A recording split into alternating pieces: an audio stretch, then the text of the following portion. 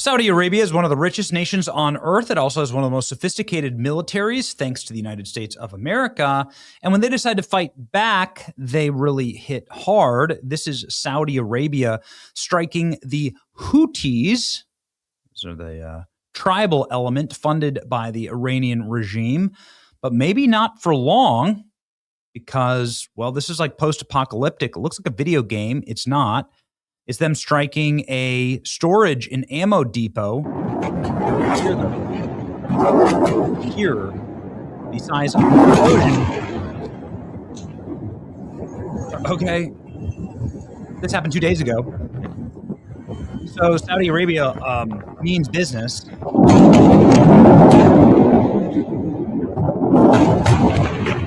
And are extremely serious about not effing around here. And Saudi Arabia is about to launch a land invasion in order to decimate the Houthis. Houthis. Saudi Arabia prepares for sea and land offensive. Saudi Arabia is preparing for a majority military offensive against the Houthis by sea and by land through central Yemen. Yemeni sources believe the move will break a chokehold on oil exports through the southern Red Sea. Saudi forces have been seen withdrawing from the east of Yemen in what could be preparation for a land offensive. Now, at the same time, Riyadh is trying to organize a naval coalition to protect shipping from the Houthi attacks in the Red Sea. The Saudi Defense Ministry said on Thursday that 14 states, including Turkey, Pakistan, Egypt, Sudan, and Djibouti, have issued joint statements supporting the multinational maritime defense coalition. Iran-aligned Houthis, which control Yemen's capital of Sana'a and much of its Red Sea coastline, announced on the 20th that they were implementing a blockade against the Saudi ships. They were planning to impose a toll. The group said that it'll lift the blockade once Saudi Arabia lifts the blockade on Yemen, positioning the dispute over the future of Yemen, and not directly really about Iran. Saudi Arabia and Yemen have been at war since the civil war in 2015, so this has been going on for like 10 years. It's not something relatively new. Riyadh has also asked the U.S. group, European countries, to help. The EU already has naval protection missions there. So what part of the world are we talking about here? So everybody's obviously obsessed with this part of the world. This would be the Strait of Hormuz, but this is way on the other side of the Middle East. The bordering of Africa and the Middle East right here is the Red Sea Strait. And this is even smaller than the Strait of Hormuz. You can see here, this is Yemen. And this is where the Houthis control right here in Sana'a. What does Sana'a look like? I don't know. It's like an old Arab city, I guess. Never been there. Have you been to Sana'a? I haven't. I don't plan on going there. It doesn't look that fun, to be quite honest with you. But, you know, guess it is what it is.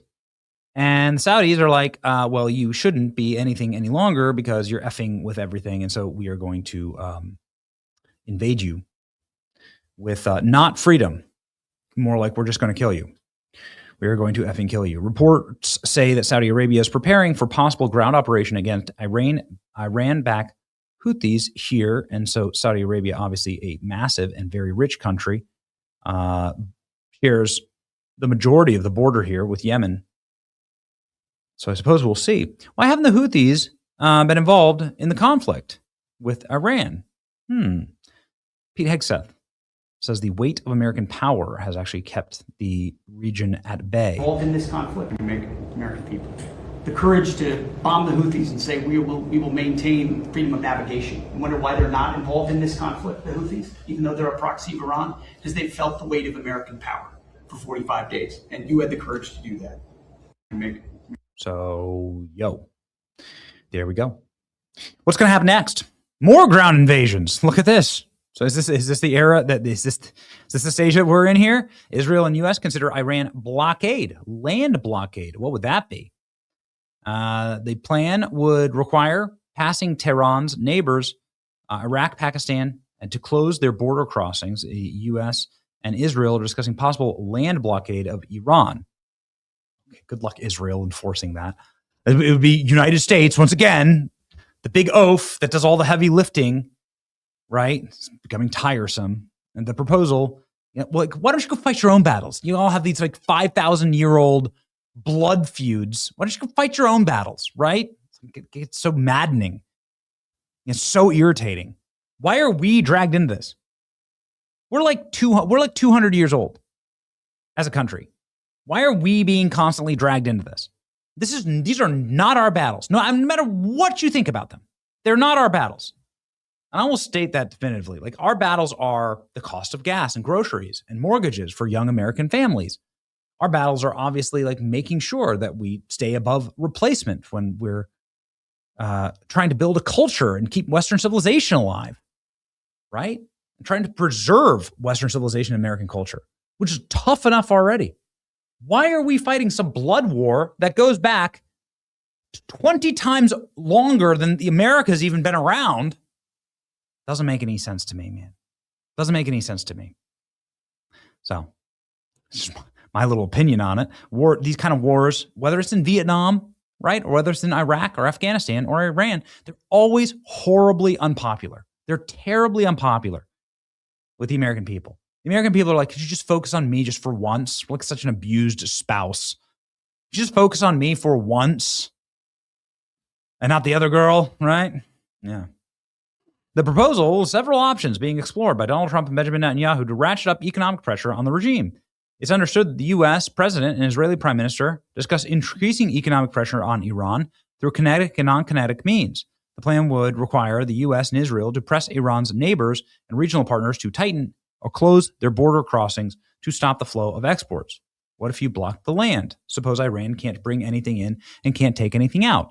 Well, the only problem with that I see, and I'm no military strategist, but Iran is a massive country. It's twice the size of Texas. It has huge borders with a ton of different nations. I don't know, 10 nations at least.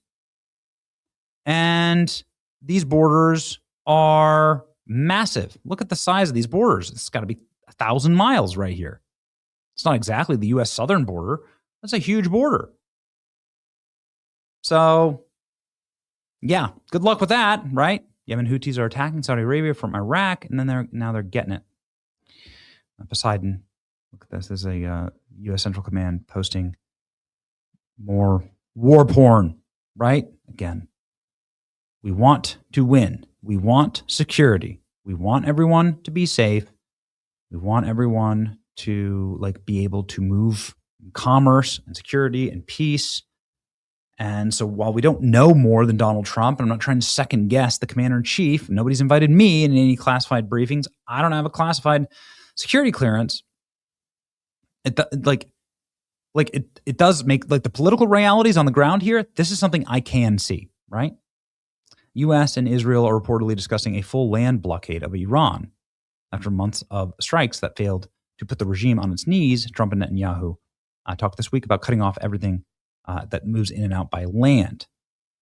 Okay, so the one thing that I'll say about this is that the thing that you can do to Iran is you can really sanction the hell out of them, and you can truly collapse their economy. You can really put the brakes on their economy, and that's why in every negotiation, the IRGC is begging to unlock all their funds. They have billions and billions of dollars of funds that have been frozen. They need that cash. They need that money. I would much rather see an economic agreement, right, where everybody comes to terms, because it's hurting everyone economically, and that's the universal language that everyone can understand. But I know this, ground wars, very unpopular here in America. And look at this. This is Saudi just did a number on the Houthis. There you go. These claims are true. We're not just talking about the restart of the Yemen civil war. We're talking about a first direct commitment from Saudi troops against the Houthis in years. This would be a massive offensive. Saudi Arabia has formed a coalition with 14 other nations in order to open the strait that they use here. A bunch of different nations, powerful nations, big nations, nations that border the strait. So yeah, Yemen's definitely out to lunch. Guess we'll see what happens. There's your world update there. Focus on America. Enough of the tribal blood feuds of Somalia. I don't need those, on my streets, right? Or anywhere else. Got our own problems, right?